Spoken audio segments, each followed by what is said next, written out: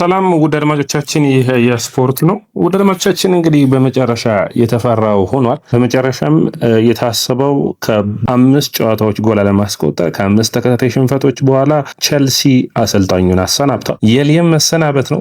ነገር ግን ብዙዎቻችን እንዳነሳ ነው ባለፉት ፕሮግራሞቻችን ሊየም ብቻውን መሰናበት ብቻ በቂ አይደለም። በኔ እይታ ፖል ስታንሊ፣ ሌኒ ስቱዋርት የቸልሲ 5ቱ ስፖርቲንግ ዳይሬክተሮች እንግዲህ መልቀቅ አለባቸው ከስራቸው።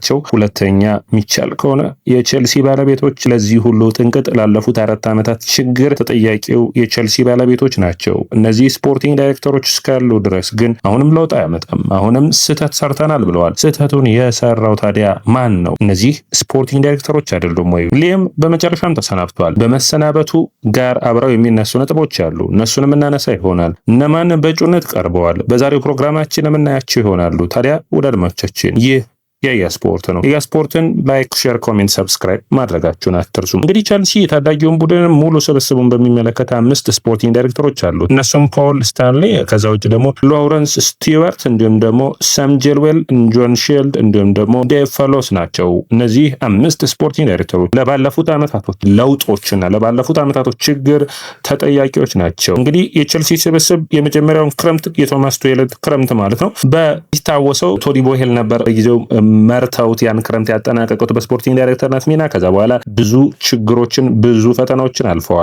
ከቶማስ ቱሄልን በተለይ ደግሞ በጊዜው በግራም ፖተር የተኩበት፣ ግራም ፖተር የተቸገሩበት፣ ፍራንክ ላምፓርድ በጊዜ አሰልጣኝነት የመጣበት፣ በመቀጠል ፖቼቲኖ የመጣበት፣ ከዛ በመቀጠል ደግሞ ፖቼቲኖ ኮንትራቱን በስምምነት መጠናቀቁን ተከትሎ ኤንዞ ማሬስካ የተሾሙበት፣ ማሬስካ ዓመቱ አጋማሽ የተሰናበቱበት ስህተት አይነት ውሳኔ ነበር። ምክንያቱም ቸልሲ ብዙ ነገሮችን በዛን ወቅት ማንሳት ይቻላል። በውድድር ዓመቱ ቸልሲ ሊቨርፑልን በሚገባ በስታንፎርድ ብሪጅ ያሸነፈበት፣ ባርሴሎናን በሚገባ በስታንፎርድ ብሪጅ ያሸነፈበት፣ አርሰናልን ደግሞ በሚገባ በ10 ተጫዋቾች ተቋቁሞ የወጣበት ያ ሳምንት በጣም ምርጡ ጊዜ ነበር። ነገር ግን ኤንዞ ማሬስካ በክረምቱ ብዙ ነገሮች እንዲፈጸሙላቸው ቢጠይቁም እነዛ ሀሳቦች አልተተገበሩላቸውም ነበር። ታዲያ በዚህ የተነሳ ቸልሲ በውድድር ዓመቱ በትልቅ ፈተናዎች ውስጥ እያለፈ ይገኛል። አዲስ አሰልጣኝ እንግዲህ ከረም ማክፈለረን በጊዜው የምታስታውሱት ነው። በጊዜው አሰልጣኝነት 2 ጨዋታዎችን መርቷል። በተለይ የማንቸስተር ሲቲ ጨዋታና የፉላሙ ጨዋታ የሚታወስ ነው። ሲቲን ድረስ በሜዳቸው ያወጡበት እንዲሁም ደግሞ በፉልሃም የተሸነፉበት ጨዋታዎች የሚታወሱ ነበሩ። ታዲያ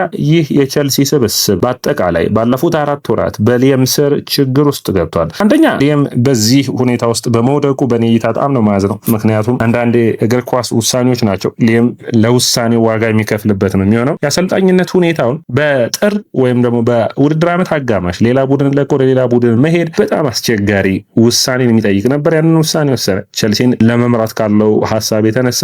ነገር ግን ይህ ደግሞ የአሰልጣኝነት እምነቱን ፈተና ውስጥ የሚከቱ ነው ተገኝቷል። ምክንያቱም የቸልሲ ተጫዋቾቹ አድመውበት ነበሩ። ደጋፊዎቹ ጋር ምንም መስማማት አልቻለም። ያለፉት ጊዜ ውጤቶች ደግሞ በቂ ናቸው ይህንን አሰልጣኝ ለማሰናበት። ታዲያ ማሰናበቱ መልቀቁ ልክ ቢሆኑም እነዚህን አሰልጣኞች እነዚህን ሁኔታዎች ለማስፈረም ሙከራ ያደረጉት ግን ምንም አይነት ውሳኔ አልቀረበባቸውም። አሁንም ቢሆን ቸልሲ ያለፉት ጊዜያቶች የስፖርቲንግ ዳይሬክተሮቹ መልቀቅና የብሉኮ መሰናበት አንዱ ትልቅ ሂደት ነው የሚሆነው። አሁንም የቸልሲ ኃላፊዎች የቸልሲን ደጋፊዎች ለማታለል ሙከራ ያደርጋሉ። በክረምቱ የምናስፈርመው የተሻለ በእንግሊዝ ፕሪሚየር ሊግ ልምድ ያለው አሰልጣኝን እንፈልጋለን፣ ልምድ ያላቸው ተጫዋቾችንም እናስፈርማለን የሚል አስተያየት ይሰጣሉ። ነገር ግን እነዚህ አሰልጣኞች ምን ያክል ስህተቶችን ሲሰሩ እንደነበር በውድድር ዓመቱ ያለፉት 4 ዓመታት በጥሩ ማሳያ ነበሩ። አሁን ቸልሲ በውድድር ዓመቱ በምን ሁኔታ ይጨርሳል? እንግዲህ ከፊታቸው የኤፍኤ ካፕ ጨዋታ አለ።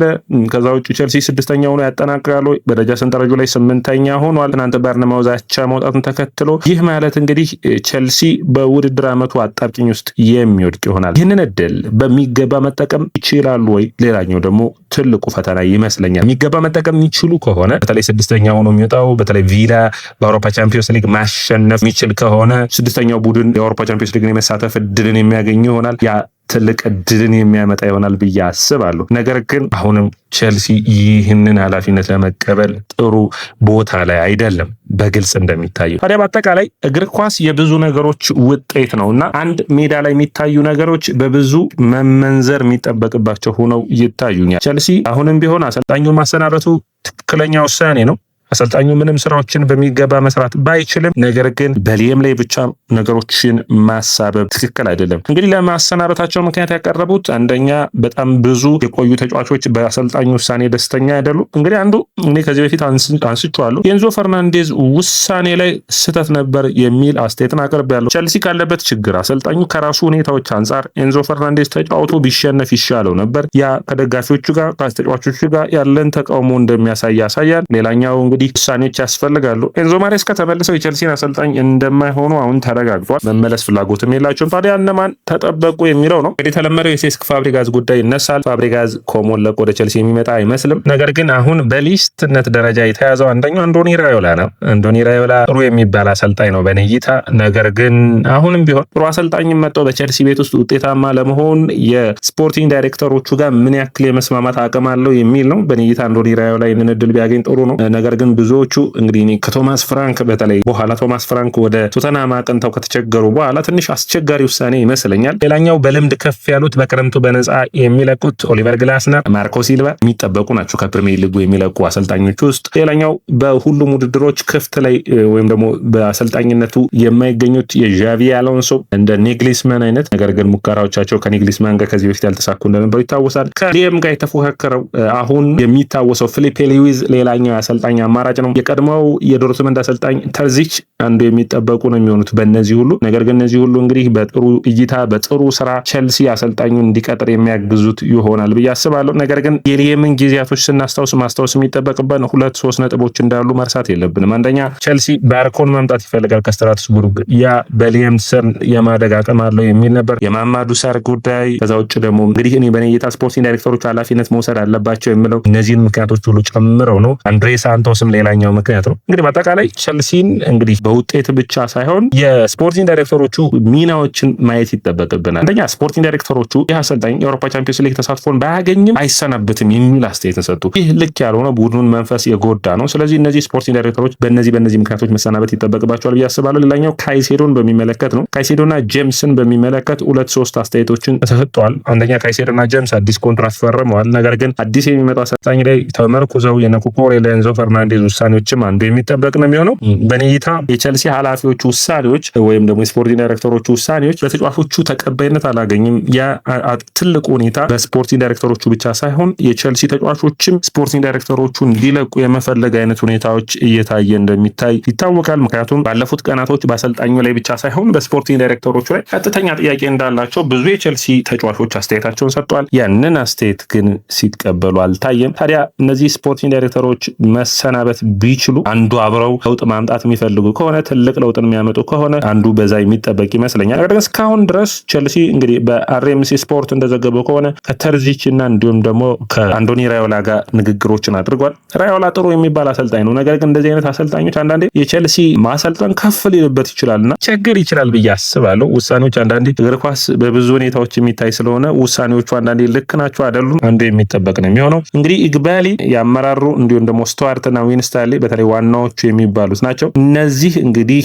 ምን ያክል አሳሳቢ ውሳኔ ላይ መድረስ እንደሚጠበቅባቸው ነው። ለምንድን ነው እነዚህን ሰዎች ማሰናበት የማይቻለው የሚል የቸልሲ ደጋፊዎች ጥያቄ ነው። ሌላኛው እንግዲህ እዚህ ቡድን ላይ እዚህ ሁኔታ ላይ አንዱ መጠቀስ የሚችለው በኔ እይታ ተመራጭ ብዬ የማስበው ዣቪ አሎንሶን ማምጣት ነው። በጣም ጥሩ የሚባል አሰልጣኝ ነው። ዣቪ በጥሩ ፐርፎርማንስ በአውሮፓ መድረኮችም ያሳየ አሰልጣኝ ነው። ጥሩ የሚባል ከታዳጊዎች ጋር የመስራት ብቃትም አለው። ስለዚህ አንዱ የሚያን ነው ባለው ስኳድን መቀጠል የሚያስችል ጥሩ የሚባል ምልመላዎችን ታዳጊዎችን በሚገባ ማሳልጠን ልምድ ያለው ነው። አንዶኒ ራዮላ በበርንማውዝ ያሳየን ትልልቅ ቡድኖችን ገጥሞ ማሸነፍ ቢችልም ትንንሽ ቡድኖች ላይ ግን በጣም እንደሚቸገር ታይቷል። አሁንም ቢሆን በሎ ብሎክ የሚጫወቱ ቡድኖች ሊያስቸግሩት ይችላሉ ብዬ አስባለሁ።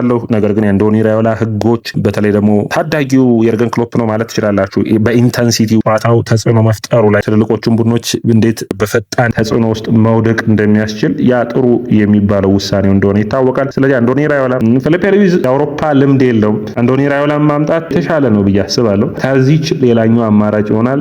ነገር ግን የተሻለ የሚሆነው ከሁሉም ልምድ ያላቸው አሰልጣኞች እንደነ ኮንቴ፣ ሞሪኖ አይነት አሰልጣኞች ነው። እነዚህ ደግሞ አሰልጣኞች ይመጣሉ ወይ ነው እነዚህ ሰዎች ጋር አብረው ለመስራት። በተለይ አንደኛ ትልቁ የሚሆነው አሰልጣኙ ስልጣኑን ሊያገኝ ይጠበቅበታል። አሁን በክረምት ነው የሚመጣው። አሰልጣኙ በሚገባ ትክክለኛ ያላቸውን ተጫዋቾች ማግኘት ይጠበቅበታል።